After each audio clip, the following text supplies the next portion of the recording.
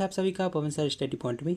तो आज की इस वीडियो में हम समझने वाले हैं 12th क्लास हिस्ट्री का सेकंड चैप्टर राजा, किसान और नगर। इस चैप्टर में हम समझने वाले हैं गुप्त वंश के बारे में जानकारी प्राप्त करने का स्रोत। तो जो कि गुप्त साम्राज्य है, गुप्त वंश है, उस वंश के बारे में जानकारी प्राप्त करने का जो स्रोत है वह कौन सा स्रोत है। तो गुप्त शासकों का इतिहास साहित्यिक सिक्कों और अभिलेखों की सहायता से लिखा गया है। अब जो कि गुप्त साम्राज्य है, गुप्त वंश है, तो उस सब के बारे में जानकारी प्राप्त करने का स्रोत है जो कि साहित्यिक सिक्के और अभिलेखों से हम गुप्त वंश के बारे में जानकारी प्राप्त कर सकते हैं। तो गुप्त शासकों का इतिहास साहित्यिक और सिक्कों और अभिलेखों की सहायता से जो कि लिखा गया है। ठीक है, अब बात करें हम प्रयाग प्रस्ती या इलाहाबाद स्तंभ, जिसमें समुद्रगुप्त की उपलब्धियों का वर्णन किया गया है तथा उसकी रचना हरिसिंह ने की, जो कि समुद्रगुप्त के राजकवि थे।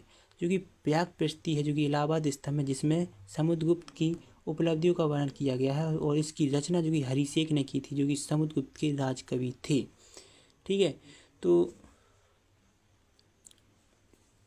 अगला टॉपिक है हमारा जनता में राजा की छवि। अब जनता में राजा की छवि का मतलब क्या होता है कि जनता के प्रति राजा का रवैया क्या था, मतलब जनता क्या सोचती थी अपनी राजा के बारे में कि हमारा राजा कैसा है।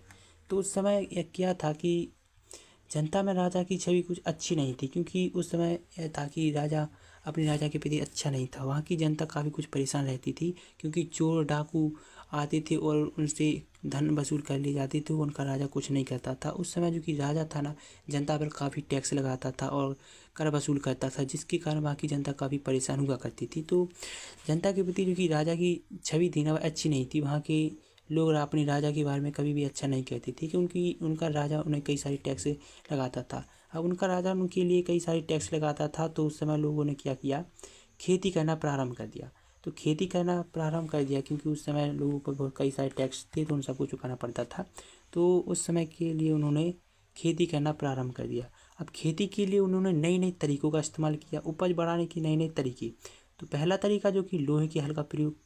तो उस समय जो कि लोगों ने लोहे के हल का प्रयोग किया और अधिक उपज वाले बीजों का भी निर्माण, मतलब खेती की, अधिक उपज प्राप्त की लोहे के हल का प्रयोग करके, और काफ़ी कुछ नए नए तरीक़ों का इस्तेमाल किया, जिसके कारण उपज बढ़ सके। और वहाँ की जो प्रमुख फसल हुआ करती थी जो कि धान, वहाँ के लोग सबसे ज़्यादा धानों बोआ करते थे, जिसके कारण उन्हें अत्यधिक लाभ हो और वह कर चुका सके।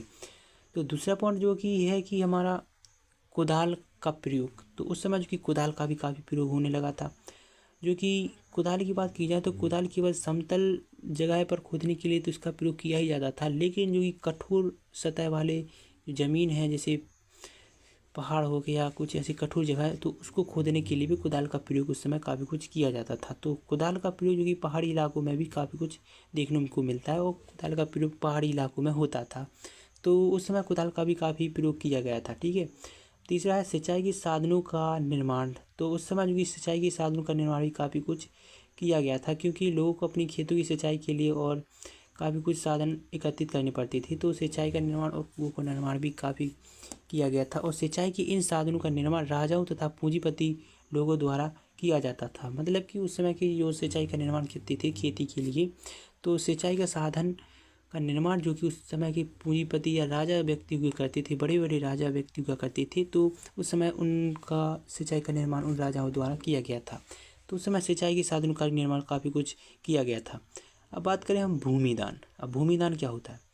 अब भूमिदान जैसे होता है कि कोई व्यक्ति, कोई राजा महाराज हो जा गया, तो कुछ छोटे लोगों को, गाँव को भूमिदान करे, या और हम कह सकते हैं कि भूमिदान करने के क्या कारण हो सकते हैं। तो पहला कारण जो कि मंदिरों का निर्माण करवाना, दूसरा धार्मिक संस्थाओं का निर्माण करवाना, तीसरा कृषि विस्तार करवाना, या चौथा राजाओं द्वारा लोगों का समर्थन जुटाना। अब मंदिरों का निर्माण करवाना मतलब लोगों को मंदिर निर्माण करना है, उसकी वजह से भी राजा भूमि दे दे, या फिर लोग आपस में मिलकर भूमि जो कि दान दे दे और मंदिर का वहाँ पर निर्माण करवा दे। दूसरा जो कि धार्मिक संस्थाओं का निर्माण करवाना, कोई तीज त्योहार, धार्मिक स्थल बनाने के लिए भी, मंदिर बनाने के लिए भी धार्मिक संस्थान का निर्माण करना, मतलब जमीन दान करना धार्मिक संस्थान बनाने के लिए। ठीक है, तीसरा कृषि का विस्तार करना। अब कृषि का विस्तार करने के लिए भूमि जो कि काफ़ी कुछ दान में दी जाती थी उस समय के लिए।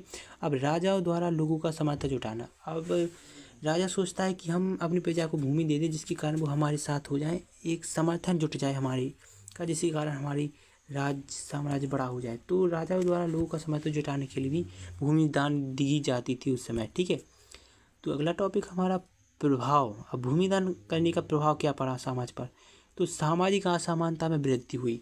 तो उस समय जो समाज मिलकर रहता था उसमें काफ़ी कुछ असमानता देखने को मिलती है भूमिदान से। दूसरा कारण, जमींदारों ने छोटे किसानों का शोषण करना शुरू कर दिया। दूसरा कारण जो कि जमींदारों ने छोटे किसानों का शोषण करना शुरू कर दिया। अब उस समय जो भूमिदान दी तो सामाजिक असमानता में वृद्धि हुई, मतलब असमानता बढ़ी। जमींदारों जो कि बड़े बड़े जमींदार थे तो छोटे किसानों का शोषण करना उन्होंने शुरू कर दिया था।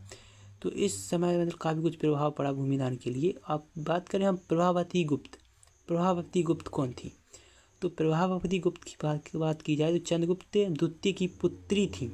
अब बाटा नरेश सेन की पत्नी, महिला होते हुए भी भूमिदान इन्होंने दिया जो कि धर्मशास्त्र के नियमों के विरुद्ध था। अब चंद्रगुप्त द्वितीय की जो पुत्री थी ना प्रभावती गुप्ता, तो बाकाटक नरेश रुद्रसेन की पत्नी, महिला होते हुए भी भूमिदान दिया जो कि धर्मशास्त्र के नियमों के विरुद्ध था। तो प्रभावती गुप्त की चंद्रगुप्त द्वितीय की पुत्री थी और यह एक स्त्री थी और इन्होंने भूमिदान दिया जबकि शास्त्रों के नियमों के बिल्कुल विरुद्ध था। उस समय जो कि शास्त्र कहते थे कि भूमिदान जो कि औरतें नहीं करती हैं, लेकिन वह औरत होते हुए भी प्रभावती गुप्त ने भूमिदान किया, मतलब अपने नियमों के विरुद्ध जो कि भूमिदान किया, अपने धर्मशास्त्र के विरुद्ध इन्होंने भूमिदान दिया। ठीक है, तो चंद्रगुप्त द्वितीय की जो पुत्री थी प्रभावती गुप्त, जिन्होंने भूमिदान दिया था अपने धर्मशास्त्रों के बिल्कुल विरुद्ध। तो ठीक है, आपको समझ में आ चुका होगा। ठीक है, तो आज की वीडियो में इतना ही। अब मिलते हैं हम अगले वीडियो में। तो मुझे पता है कि आप सभी को यह वीडियो पसंद आया होगा, तो लाइक कीजिएगा, शेयर कीजिएगा और कमेंट कीजिएगा और हमारे चैनल को सब्सक्राइब कीजिएगा। तो मिलते हैं अगले पार्ट में। तो धन्यवाद।